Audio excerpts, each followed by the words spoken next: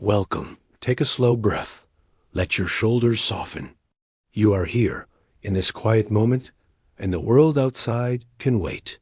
Tonight, we will travel back, not through wars or shogun's edicts, but through ordinary moments of a world long gone, to a place where life moved with a rhythmic constraint, where peace was kept not by chaos, but by custom.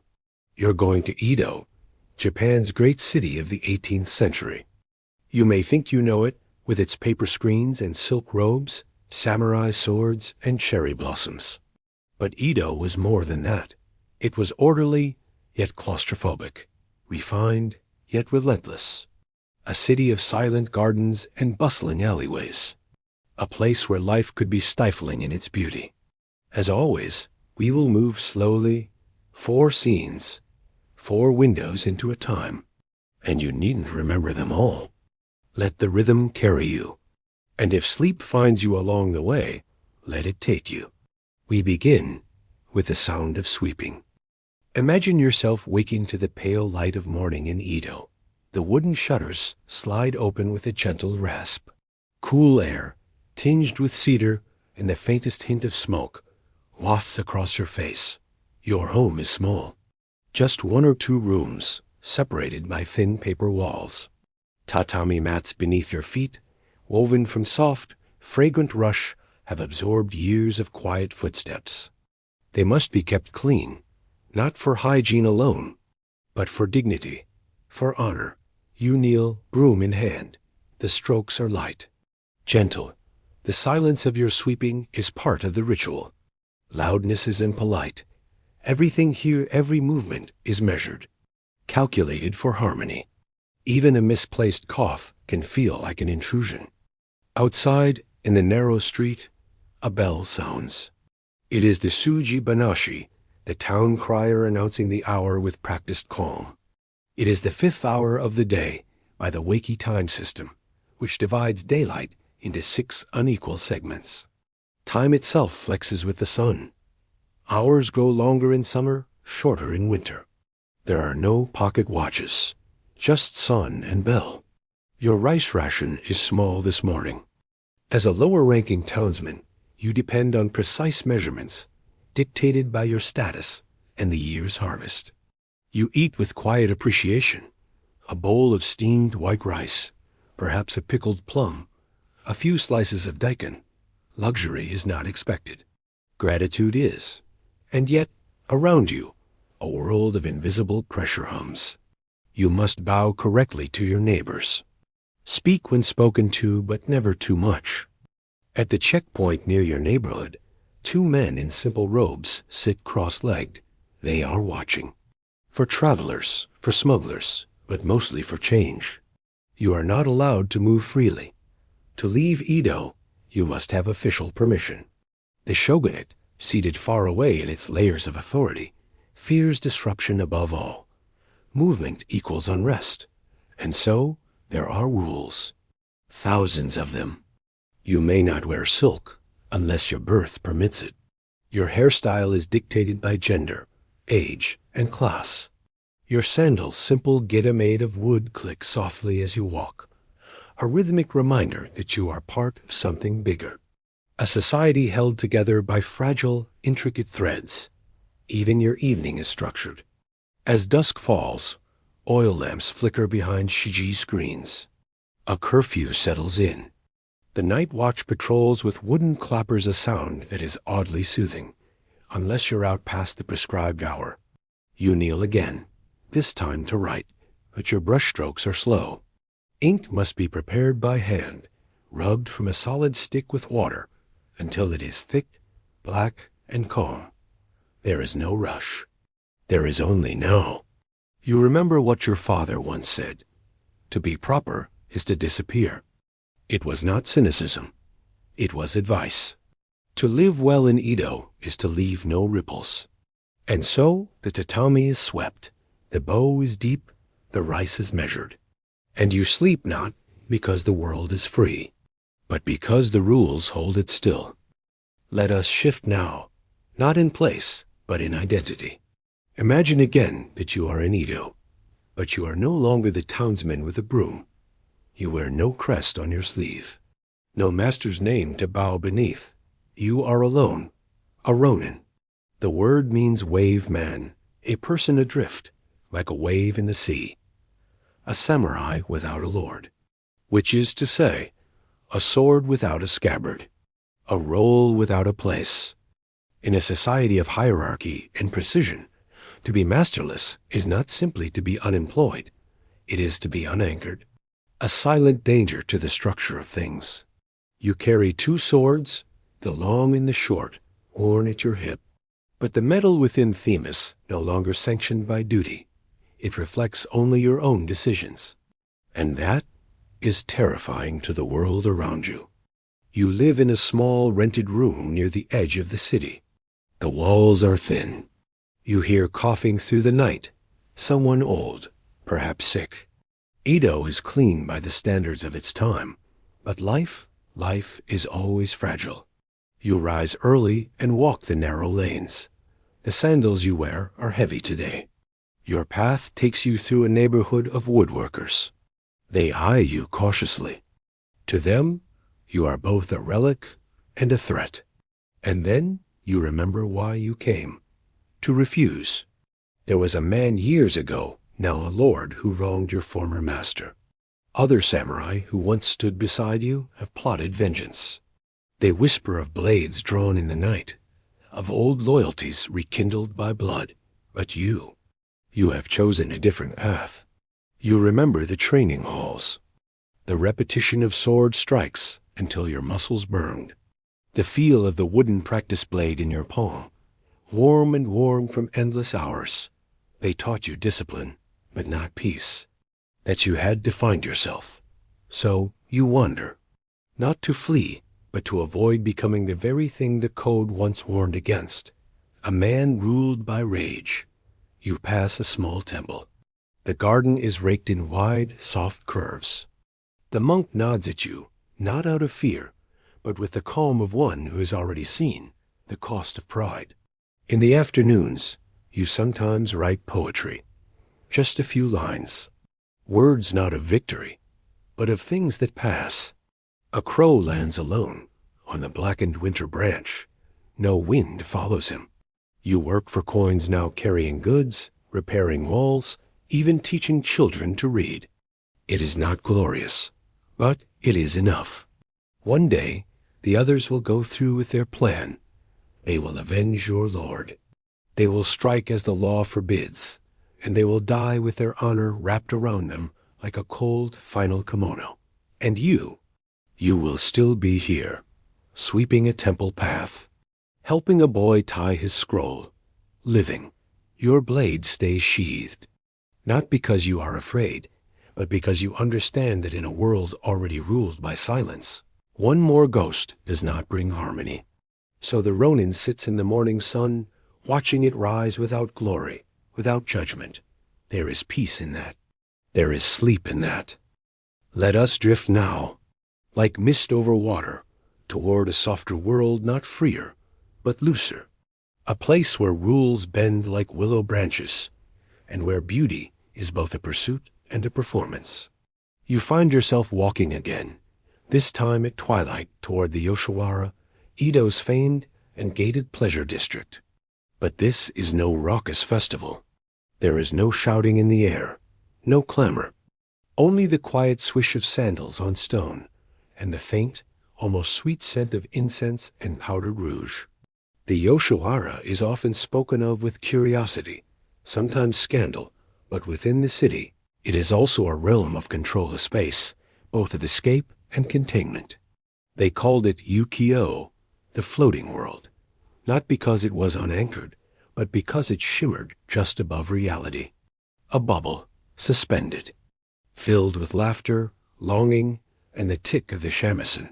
Here, behind latticed screens and painted gates, courtesans move with deliberate grace. Their hair is heavy with ornaments. Each step is a performance. They are trained not only in artful speech, but in poetry, music, and refined games. They must be patient, precise, entertaining, and above all, untouchable until the price is met. Their lives are bound by strict contracts, years sold in service to the brothel houses, with freedom as a hope often never realized. And yet, in this world of veils and lantern light, they are stars. Imagine yourself seated in a low room, tatami beneath you, a paper screen half lit by candlelight. A tray is set before you with plum-winninged, finely sliced pickled ginger. Across from you, a woman in a rich red kimono strikes the shamisen string. The note hums not brightly, but like an echo from a deep forest. It lingers, then fades. Her words come next, softly spoken. Cherry blossoms fall, as if they know no tomorrow, and still we smile. She smiles too, though her eyes are unreadable. It is a world painted in gestures, where much is suggested and little is said. From these moments, a new art is born, ukiyo-e, the pictures of the floating world. Artisans and woodblock printers capture scenes not of war or conquest, but of everyday illusions. A woman adjusting her hair, a kabuki actor mid-pose, a street boy looking up at fireworks.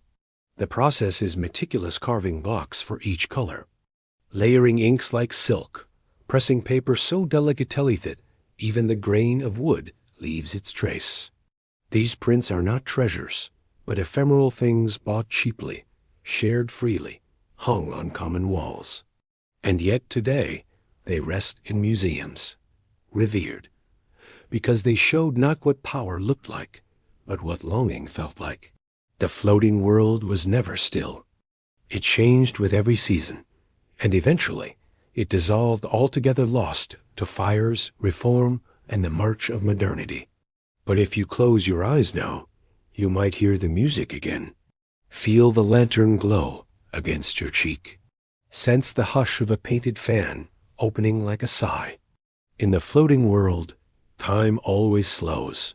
Reality is softened, edges dulled. It is a dream, made of wood, powder, and candlelight, and in dreams you never need to wake quickly. Now we rise from the floating world, passing once more through the hushed streets of Edo, this time turning toward the northeast, toward a seat of stillness, formality, and immense, almost invisible power. The Edo Castle, a vast compound of stone walls, wide moats, and manicured silence. Here, power is not displayed, but restrained. Its presence is not in noise, but in the echo of your own footsteps, on polished wooden floors. Imagine yourself now, climbing a set of low, even steps, your bare feet brushing against smooth cedar, cool and immaculately clean. Your path is flanked by guards in formal dress, motionless, yet always watching. The scent here is different, not the soot of cook fires, nor the sweetness of the Yoshiwara.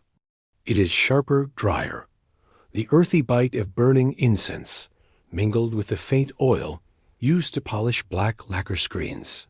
The castle is not gaudy. Its beauty is in restraint. Gold leaf is used sparingly. Gardens are designed to mimic nature, not conquer it. Even the placement of rocks seems to hum with quiet deliberation. Here, the shogun resides, the most powerful man in the land, yet seen by almost no one. He does not rule like a Western king. His rule is not a performance, but a presence felt through layers of hierarchy, custom, and silence. An audience with the shogun is rare. Even powerful daimyo, lords with their own armies and estates, must bow low, sometimes crawling forward on hands and knees, their foreheads touching tatami, their words rehearsed. Nothing is improvised here, not a gesture, not a breath. To serve in this court is not to speak, but to wait. To learn when to bow, when to pour tea, when to leave a room without ever turning your back. For those born into this world, life is an exquisite prison. You might wear silk every day, but it is a costume, not comfort. Imagine now a courtier rising before dawn, his sleeves embroidered but stiff, his posture always perfect. He will spend the day writing reports or reciting the shogun's edicts in a low, respectful voice. He may never speak freely, nor laugh aloud. but he will be calm, precise, and above all useful. The shogunate rules not through emotion, but through systems. Through registries, taxes, road checkpoints, and surveillance. Every village must account for its people. Every sword must be registered. Every traveler must carry papers. This is what held Edo together, a vast, subtle web, not a cage, but a structure that left little room to fall. Even leisure here was controlled. The shogun set which plays could be performed. He regulated the colors of garments. He even issued orders on how merchants should behave, though merchants had long since become wealthier than many samurai. Still, rank was everything. A low-born man, no matter how clever, could never ascend without permission. And the highest samurai, no matter how poor, could never sell his sword without shame. Yet within these limits, people found grace. A court musician perfecting his piece for decades. A calligrapher composing a single poem for a season. A monk in a corner garden, raking patterns into gravel at first light. The shogun's court was many things a machine, a tradition, a paradox. Rigid, yet endlessly flowing. Silent, yet always murmuring. And now, as you stand in the shadow of those high wooden walls, listening to the faint chime of a winged bell in a distant hall, you might feel a strange calm settle in your chest. Here, even time must bow. And now, the streets of Edo grow quiet once more. Lanterns flicker low in the distance, and the hush of evening settles like mist over the tile roofs and raked gardens. You have walked barefoot across tatami floors, felt the grain of wood under your palm, and heard the muted rustle of silk in a world held together, not by wires or engines, but by duty, repetition, and ceremony.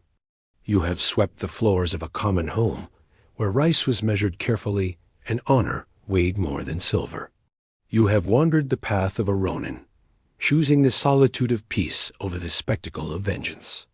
You drifted through the floating world, where beauty bloomed for a moment, then vanished like smoke or the ripple of a fan. And you entered the hidden heart of power, where ritual was armor, and silence the language of command. It is tempting to imagine that the past is a simpler place. But beneath the beauty, there was struggle. Beneath the order, restlessness. Beneath the stillness, 1,000 silent labors. And yet, within that structure, within that rhythm, there was also peace. No phones. No screens. Just the soft scrape of sandals on stone. The brushstroke of a name in ink. The chime of a bell as evening falls.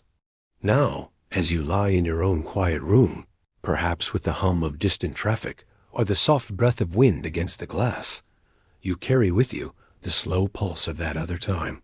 Let your thoughts wander there. Let them drift unhurried, unguarded. The rhythm of their lives is not so different from a lullaby if you listen closely enough. So close your eyes and rest. You have traveled far without moving at all. Good night from Edo.